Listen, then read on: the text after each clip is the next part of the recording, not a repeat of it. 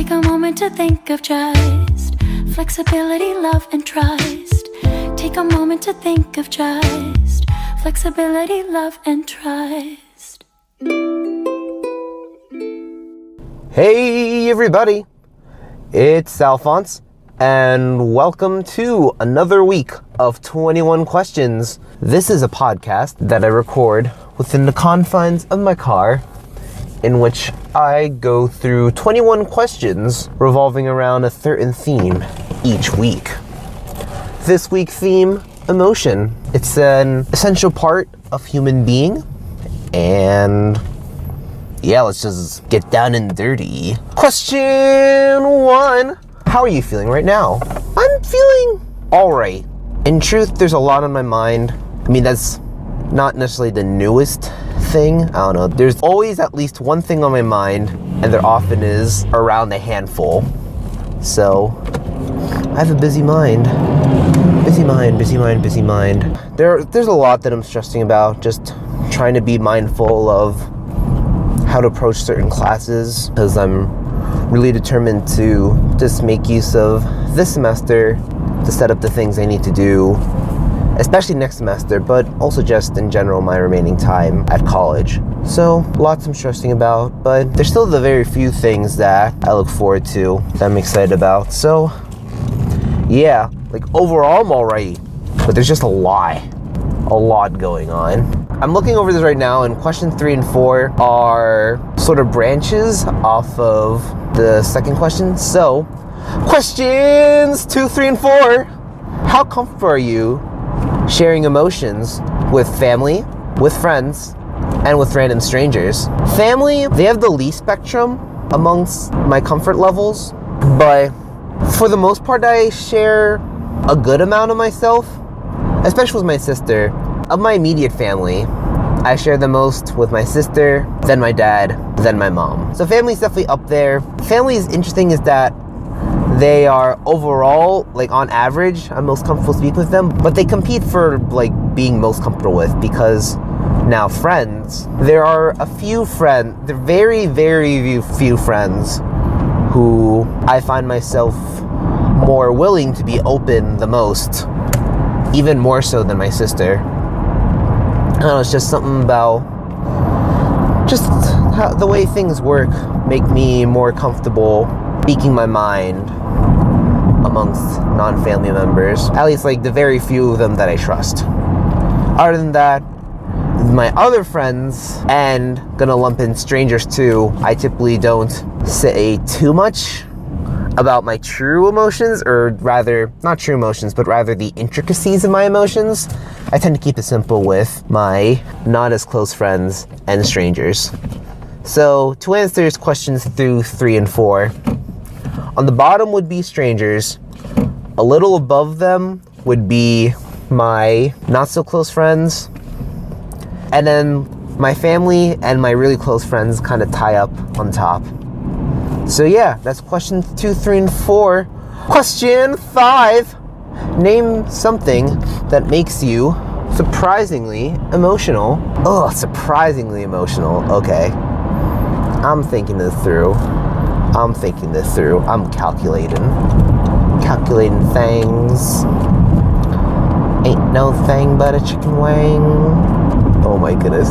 Anyway, what makes me surprisingly emotional is when I hear a piece of music I never heard before, but then it often either feels like, or the lyrics are of, something that I can connect to, and then that is what makes it surprisingly emotional. That's my best answer. We're just gonna roll with that. Question 6. Name something that surprisingly doesn't make you feel much at all. To a degree, I have a high level of pain tolerance. For instance, there's this one time when I got like this blister bruise from getting my thumbs accidentally stuck between 2 pieces of wooden risers. And well, obviously I felt something. It didn't feel like searing pain. I feel like pain isn't as painful to me as is in other people. I don't know. That's just how I feel. Woo-hoo. Side note, I actually don't like that song. I don't know, just something about how the chorus goes. I just doesn't jive with me. So, little fun fact. Question 7. if you had the ability to lose one seemingly positive emotion, which would it be? Okay, this might be a cop-out. I'm gonna say pride. The reason why I think it's a cop-out is because pride has very clearly two sides of its emotional coin. In that, okay, sure, it's good to be proud of yourself, but you have to be careful not to be too proud of yourself, otherwise you come off as a jerk. I feel like that I can verge on jerkiness because of how proud I am of my ideas and the things that I know I'm good at.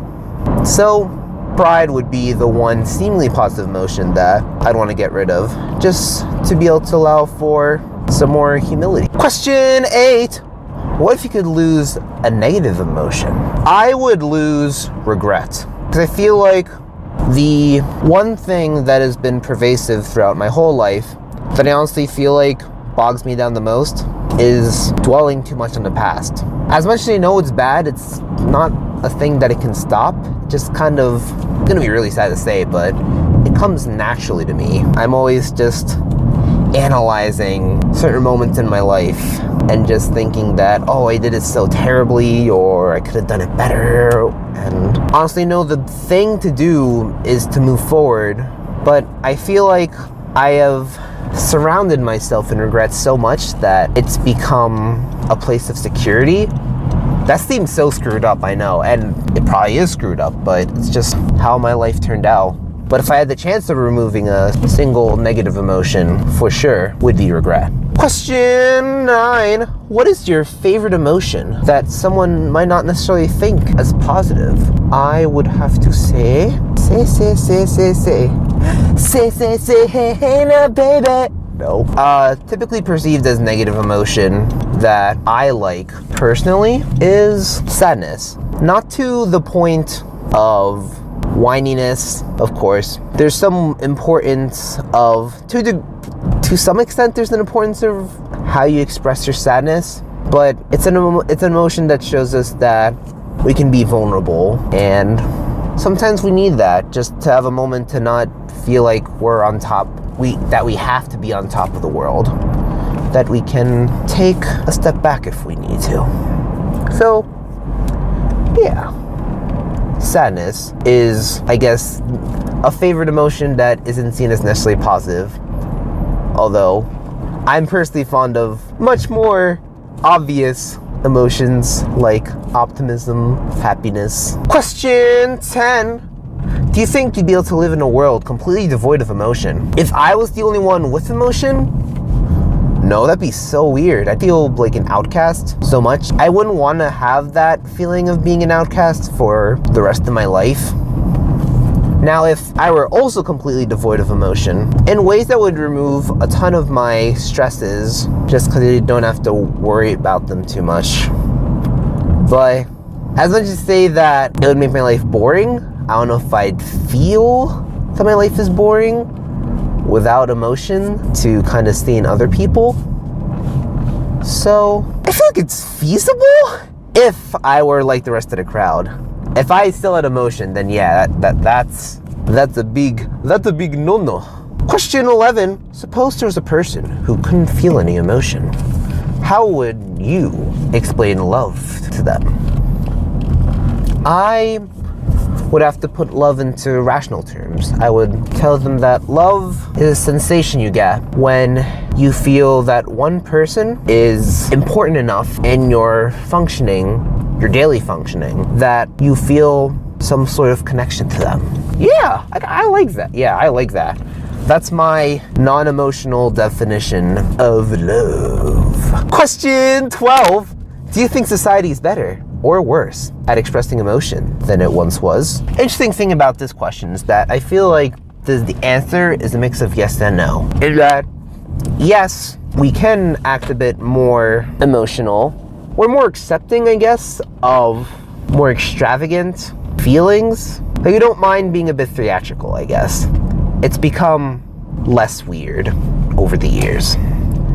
However, there is a also greater amount of hiding your true emotions, how you feel, because often we just want to be exposed to either funny things or seeing really happy things happening, that we don't like delving into sadness very often. Yeah, that's a yes or a no. For one example about us hiding our true emotions, I suggest you find a thing on SoundCloud called the Hookup Fight Club. I'm fudging up the titles, but it's this little podcast thing that my friend Alexandra did. I believe she's following my SoundCloud, so you can find her through there. Anyway, she did this super quality podcast that's really interesting, delves into hookup culture. I suggest you listen to that if you want to get one perspective on how we're not showing our true emotions in this day and age. But in general, I feel that it's a mix of yes and no. Yes, that we are capable of acting more emotional, but we don't show our true emotions, especially now, more so than any other time. Question 13. You love music. What song especially makes you feel some sort of way? I'm gonna have to go with this little song from Steven Universe entitled Here Comes a Thought. Question 14. Why? Well, because the song is basically a mindfulness song that's designed to help you get over any anxieties that you have. Around the time when the song came out, I was going through a bunch of personal stresses, and the song helped a ton in helping me ease the pain. It's really interesting considering where the pain stemmed from, where I am now. That's a tale for another day, but yeah, I have a deep emotional connection with the song just because what the song intends to do is a really positive thing, and it was an incredibly relevant part of my life. Question 15, sing it. Oh, all right. I will go ahead and sing it. It's technically only a part of the song, but it's like a really big chunk of the song, so let's do this. Here comes the thought that might alarm you, what someone said, and now it harmed you, something you did that failed to be charming. Things that you said are suddenly swarming, and oh, you're losing sight, you're losing touch. All these little things seem to matter so much that they confuse you, that I might lose you. Take a moment, remind yourself to take a moment and find yourself. Take a moment and ask yourself if this is how we fall apart. But it's not, but it's not, but it's not, but it's not, but it's not. It's okay, it's okay, it's okay, it's okay, it's okay. You got nothing, got nothing, got nothing, got nothing to fear.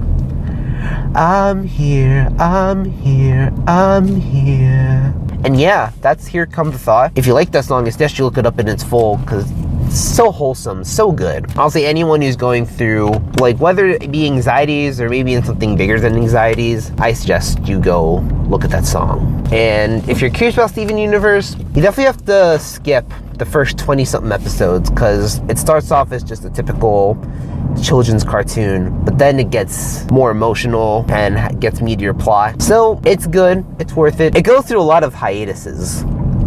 Yeah, I have no clue if hiatuses is the right plural, but screw it. So yeah, that's how I feel about that. Question 16. Do your emotions ever affect your physical feeling and well-being? Oh, for sure. Absolutely, positively, yes. I can definitely feel extremely tired if I feel really stressed. If I engage in like a really nice social convo, then I become more animated. So yes, emotions definitely do affect my physical being, for sure. Question 17. What techniques do you use to get over negative emotions? I like listening to either positive music or just material that I like to help me get off of whatever is bugging me. That's basically what I do. Yeah, honestly, pretty simple tip, but hey, don't fix what ain't broke. Or rather, you don't need to reinvent the wheel. The wheel's all you need. Question 18. Do you think emotions are accurately represented in the premise of the movie Inside Out? First off, just gotta say, I love this movie, Inside Out. So good. Get all the feels. Pretty quality story. It goes through all the emotions. And honestly, I'd say that it does a really good job at presenting the various emotions and their dynamics. So I'd say, yeah, it definitely does a much better job than anything else that I've seen that pertains to emotions. So that's where I fall on that. Question 19. If you could make everyone around you feel a certain way for a day, what would everyone be feeling? Happiness and optimism. Seriously, there's so much negativity happening around, and we just need times to remind ourselves that we have to look forward and be able to progress. And the best way to do that is with a positive outlook, to just have hope that things will get better. So that's the kind of thing I'd like instilling in people. That and energy, because I see way too many people that are just tired in the morning. So I'd love to spread that around, get other people that are just as animated in the morning as I am. All of the positivity, mix it around, make everyone happy and joyful. Question 20. Does every person experience every emotion in their lifetime? At their base core, yes. The magnitudes definitely vary from person to person. If every person experienced every magnitude of every emotion they went through, then seriously, bless their souls, because that must have meant they've gone through a ton. And essentially, the very definition of every emotion, yes, but not the spectrums of emotion. That's how I feel. Woohoo! Nope, let's not. Question 21. Do you feel that you may have some yet to be discovered emotion? No, I don't. It'd be cool if I did, but no, I don't. I'm not a special Nancy. Special Nancy, what? That's not even the term. I'm not a special snowflake. There you go. Oh man, whew. I'm a hoot. Whew. Definitely not. I don't think I've experienced a particularly unique emotion. I just think we've honestly did a pretty good job of defining all the emotions that we experience. So that's how I feel. And with that, we are done with this week's episode of 21 Questions. If you enjoyed the content, please be sure to follow the Silver and Scarlet SoundCloud account, where you can find more episodes of this podcast, and down the line, on occasion, more musical stuffs. Hope you all have a good day. See y'all soon.